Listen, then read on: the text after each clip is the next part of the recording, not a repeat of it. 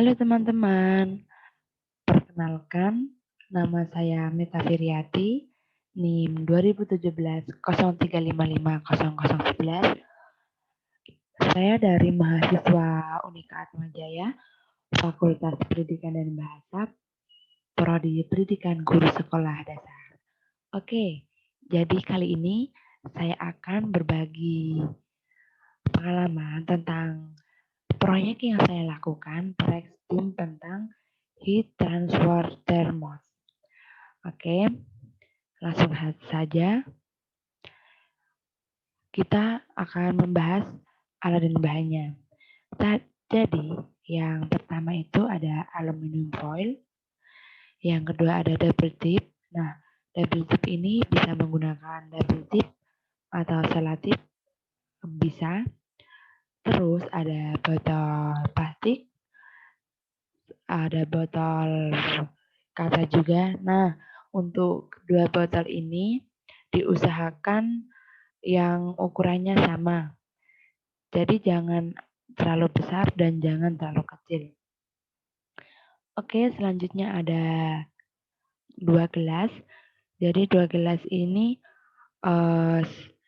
saya gelasnya berbeda karena berhubung tidak ada gelas ukuran yang sama. Jadi yang satunya saya menggunakan potongan botol aqua bagian bawahnya. Terus selanjutnya ada gelas, ini gelas, seharusnya gelas takar yang ada tulisannya airnya berapa mili itu.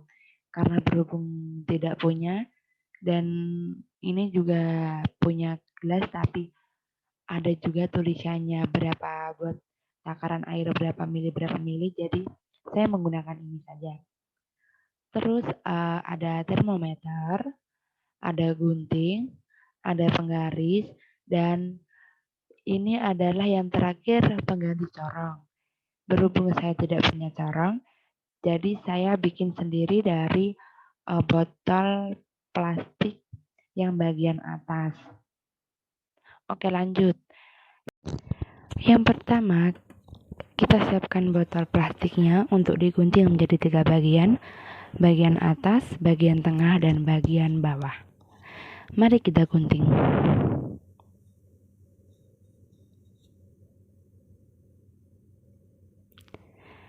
Nah, jadinya seperti ini ya. Ini bagian bawahnya. Ini bagian tengah. Dan yang terakhir tutupnya di bagian atas. Oke, selanjutnya kita pasang dempul. Dempul ini nanti kita pasang di tutup botol dan kita tempelkan ke dalam potongan botol yang bagian bawah, kita masukkan ke dalamnya.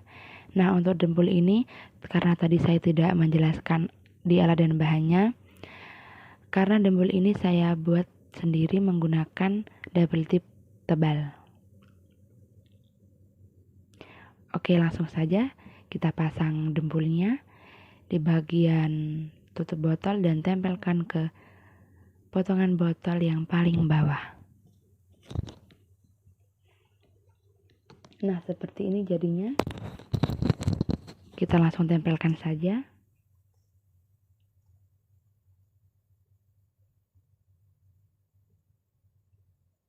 Nah, oke. Selanjutnya kita simpan dulu potongan botol ini dan kita sediakan botol kacanya dan aluminium foil. Langkah selanjutnya adalah kita akan memasang aluminium foil ini ke botol kacanya ini.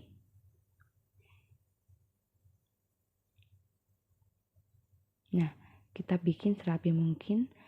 Botol kaca ini kita lapisi dengan menggunakan aluminium foil.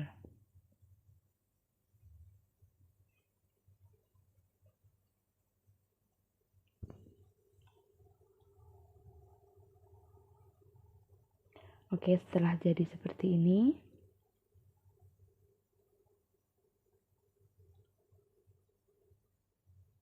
kita masukkan ke dalam botol plastik yang sudah kita gunting tadi.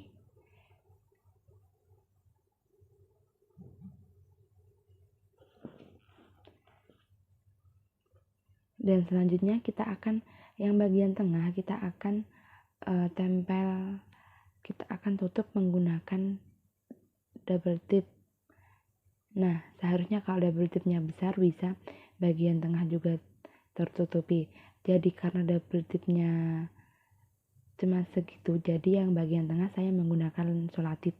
Pokoknya yang penting aluminium foilnya bisa tertutup semua. Selanjutnya saya ambil penggaris dan aluminium foil untuk membuat tutup botol tersebut, tutup termos. Nah, jadinya seperti ini tutup termosnya. Kita pasang.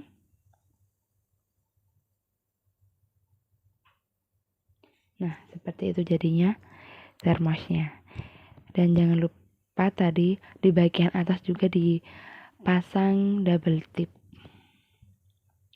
Nah, ini saya menggunakan air 100 ml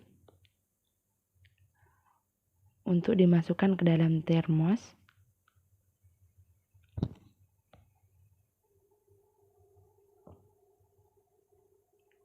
Kita ambil termosnya dan kita ambil corong yang sudah saya bikin dengan menggunakan bagian atas tadi. Udah, setelah kita masukin airnya, kita tutup dengan menggunakan tutup yang sudah kita buat dari aluminium foil juga. Kita tutup serapat mungkin. Setelah itu kita tunggu, kita simpan selama 1 jam. Nah, sambil menyimpan itu tadi, saya juga menuangkan 100 ml air ke dalam gelas yang lain. Kalau yang di gelas ini biarkan di gelas dan kita akan menunggu hasilnya 1 jam lagi. Oke, setelah 1 jam kita buka dan kita bandingkan dengan air yang ada di gelas di luar termos itu. Nah, kita akan tuang.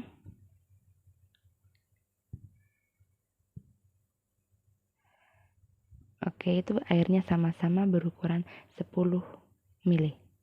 Nah, kita akan mencoba mengukur suhunya dengan termometer. Ini suhu air yang di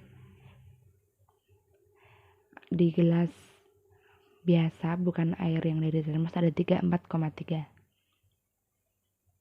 Nah, selanjutnya kita ukur suhu panas yang ada di air dari dalam termos selama 1 jam tadi.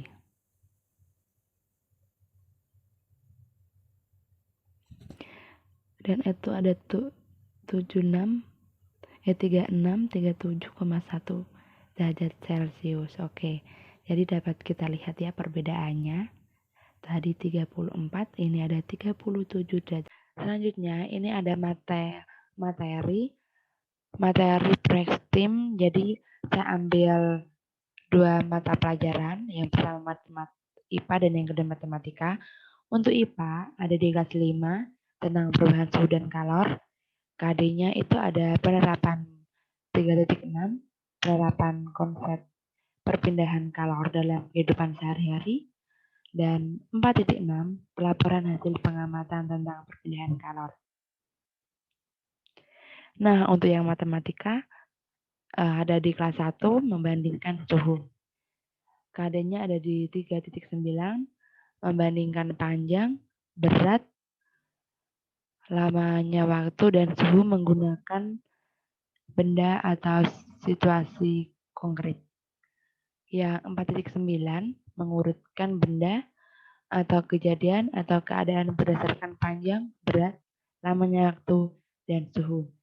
Untuk yang matematika saya mengambil yang suhu, jadi saya fokuskan yang membandingkan suhu. Oke, jadi materinya di kelas 5 ada suhu dan kalor. Yang IPA, kalau suhu itu suatu besaran yang menyatakan ukuran derajat panas atau dinginnya suatu benda. Jadi kalau suhu itu yang seperti video pengerjaan proyek saya tadi, suhu itu yang bisa kita ukur menggunakan termometer tadi. Sedangkan color itu bentuk energi yang pindah karena adanya perbedaan suhu. Secara alamiah, color berpindah dari benda bersuhu tinggi ke benda yang bersuhu lebih rendah. Jadi kalau color itu bentuk energinya yang berpindah dari suhu yang lebih tinggi ke suhu yang lebih rendah. Begitu. Itu perbedaan suhu dan kalor. Kita akan bahas lagi lebih dalam tentang suhu dan kalor. Kalau suhu itu didefinisikan sebagai derajat kesetimbangermalan.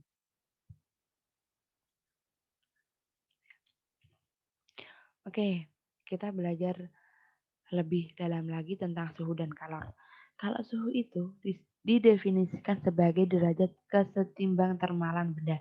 Maksudnya itu kesetimbangan termalan itu yang keseimbangan perbedaan benda, perbedaan dari suatu benda ke benda yang lain.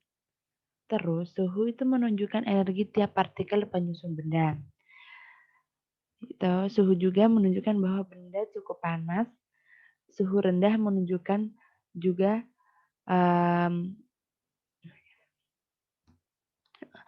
untuk suhu tinggi menunjukkan bahwa benda cukup panas, sedangkan suhu rendah menunjukkan bahwa benda cukup dingin. Untuk suhu seperti pada video tadi, suhu itu bisa diukur menggunakan termometer.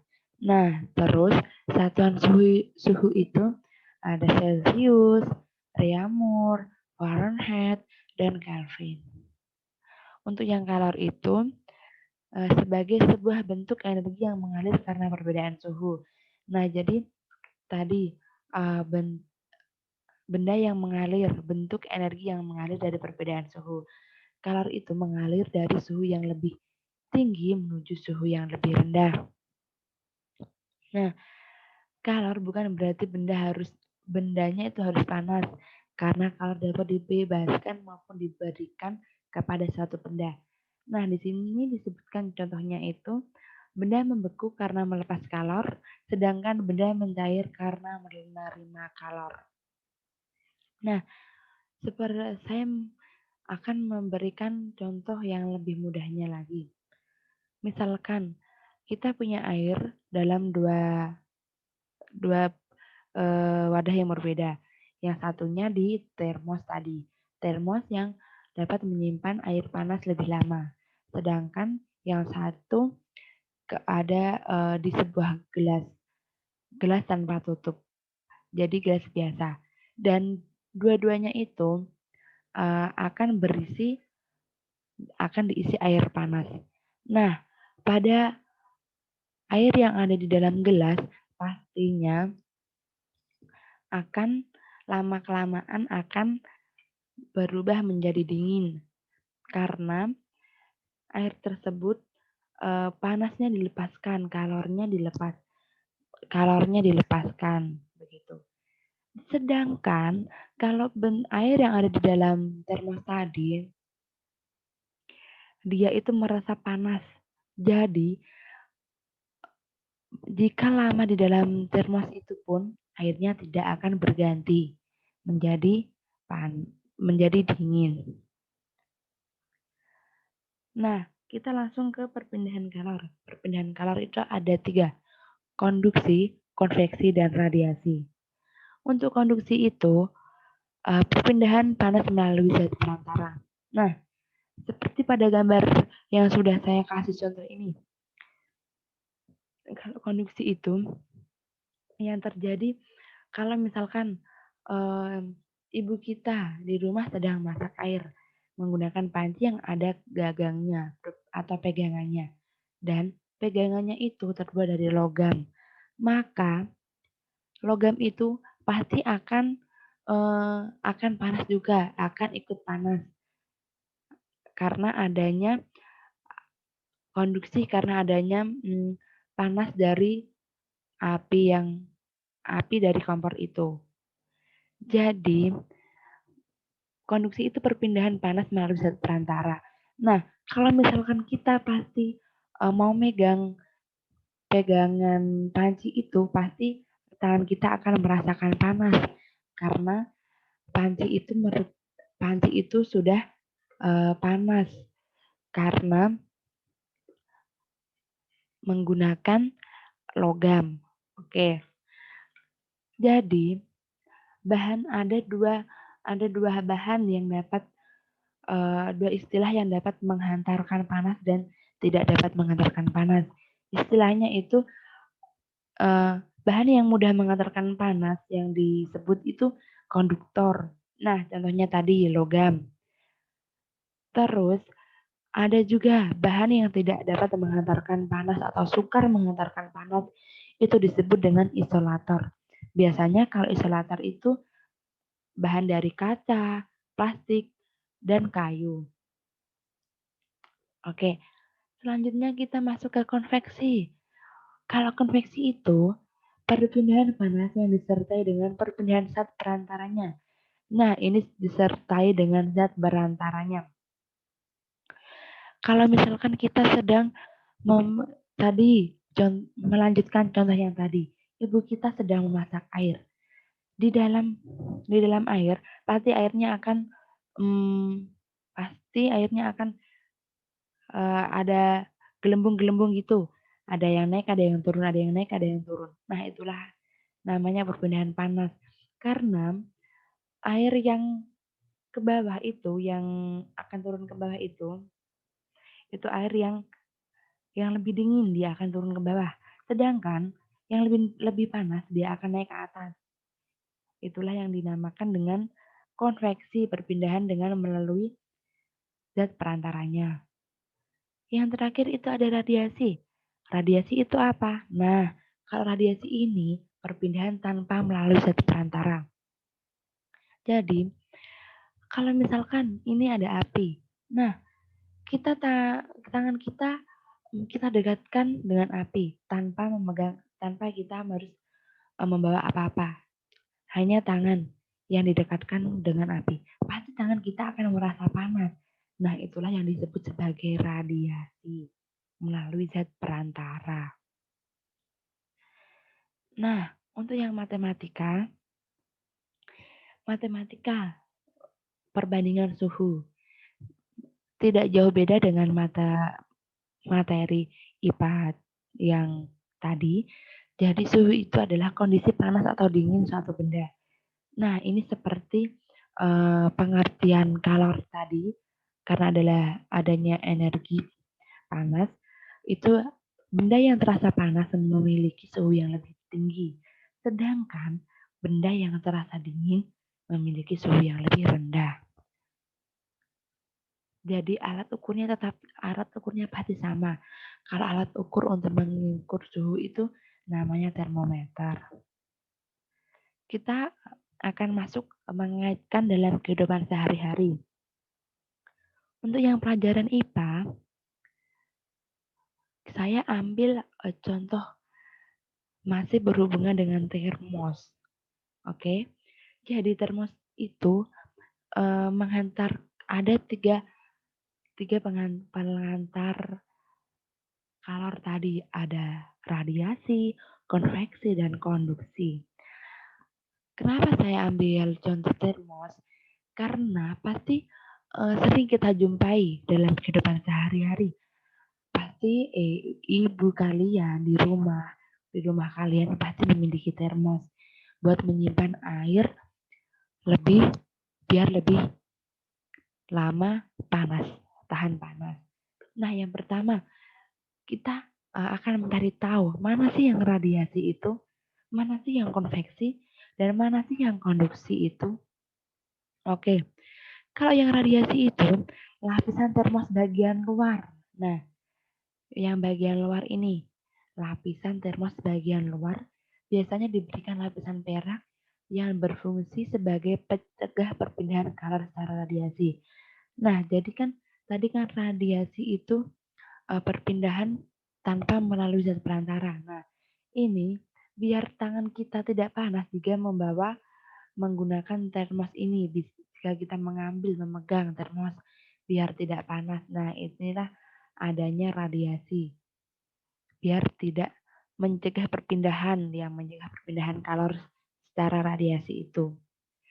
Yang kedua ada konveksi. Konveksi itu terletak di mana sih?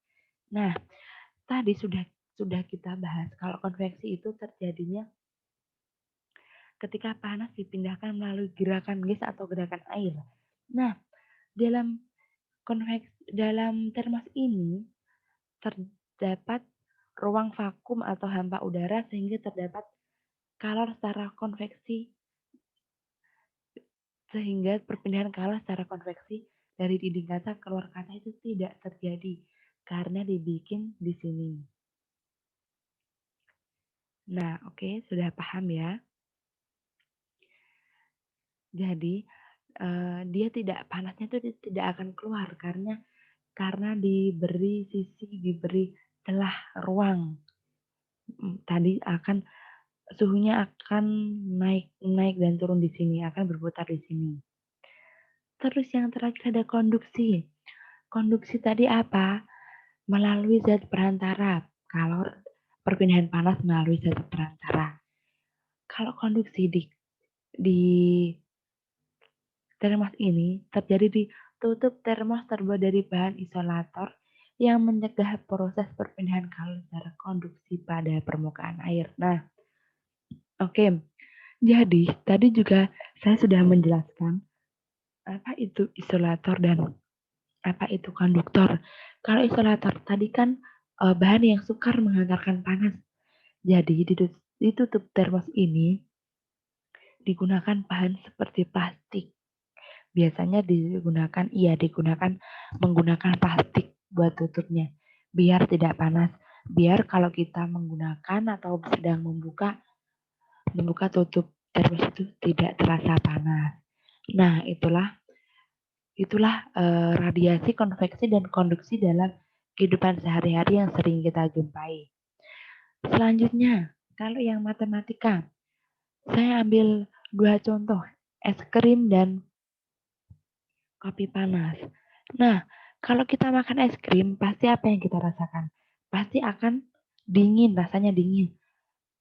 Terjadinya dingin itulah karena suhu pada es krim itu lebih rendah. Sedangkan kalau kopinya panas, benda yang bersuhu panas itu suhunya akan lebih tinggi, begitu. Seperti tadi contoh pada termos tadi, pada percobaan proyek yang saya lakukan tadi, kalau air yang di gelas yang di luar tidak dimasukkan ke dalam termos, dia suhunya lebih rendah karena dingin. Kalau air yang baru saya tuang dari termos, suhunya lebih tinggi karena airnya panas. Oke, saya berikan satu contoh lagi dalam kehidupan sehari-hari untuk suhu ini. Kalau misalkan masyarakat yang biasanya hidup di daerah pegunungan, pasti akan merasakan suhunya dingin, lebih dingin. Nah, karena di pegunungan itu suhunya lebih rendah. Sedangkan kalau masyarakat yang tinggal di daerah dekat laut di tepi pantai, pasti suhunya akan lebih panas. Suhunya itu akan terasa lebih panas. Siang hari pasti panas sekali. Nah, itulah kenapa. Karena terjadinya suhunya itu yang di dekat pantai itu lebih tinggi. Begitu.